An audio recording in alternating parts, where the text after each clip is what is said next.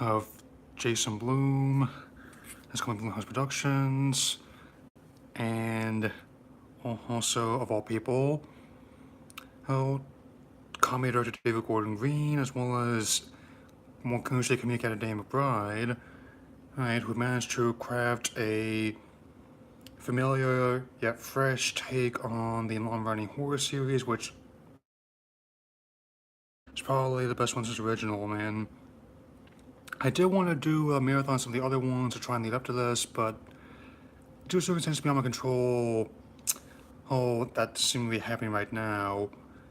But before I get into the meat of things, and since I already reviewed the first one last year, I would do briefly give my thoughts on the other installments. Since all of them.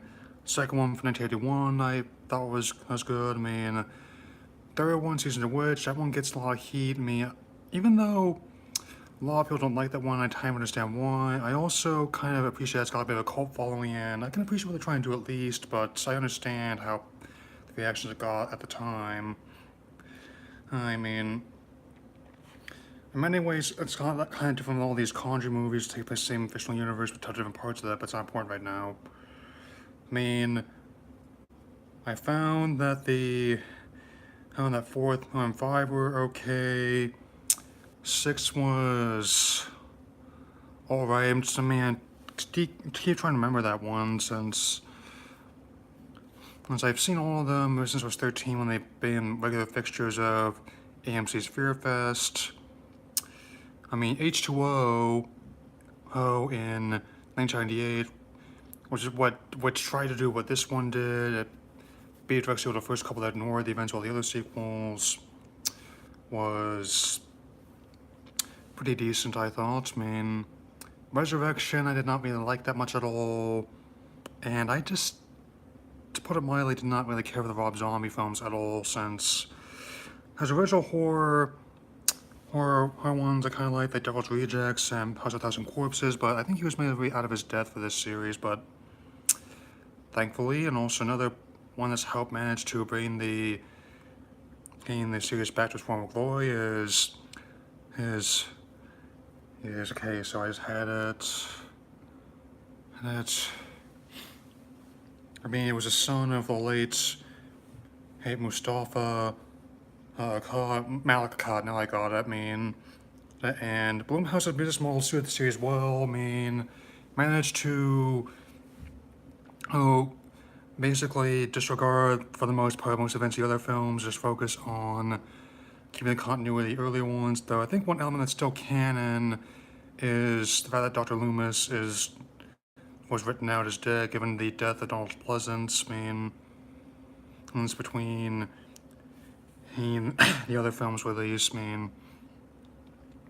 and with many of the original cast members returning, and it definitely sometimes shows that if you want to reboot a classic horror film or make a new entry in the last franchise, sometimes it's a good idea to do less.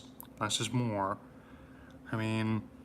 Much like the original one, it's a very, very tense kind of cat and mouse game that draws you into its atmosphere rather than trying to hammer your submission. And in addition to the now iconic knives, some of the kills are quite graphic and also kind of creative as well, Since I'm not gonna go into any major spoilers, just go see the movie yourself and you know what I'm talking about. But on a modest $10 million budget, I'm very glad that the majority of the kills were done with practical special effects and makeup, and the now familiar Shatner mask has been distressed over time to show its scenes of mileage over the years, much like the series has. But rather than try and shy away from its age, it actually kind of embraces that. Much like how the original 1978 is now proud of its time, this one will definitely be paid for in 40 years for how we're going through in 2018, the way they speak, the way they dress for Halloween, the way they cut their hair.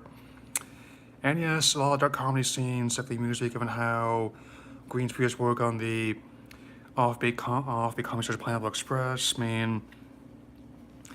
Yes, I don't think I actually saw McBride himself in the movie, but it definitely helps that he co-wrote the script as well as a lot of he darkly humor scenes to provide some levity. Would not be able to place his work in regular large Apatow films as well as on the show Eastbound and Down. And I'm definitely all for a potential sequel in the coming years. I mean, obviously, it's like anything. Once we have a taste, obviously, we're going to want more.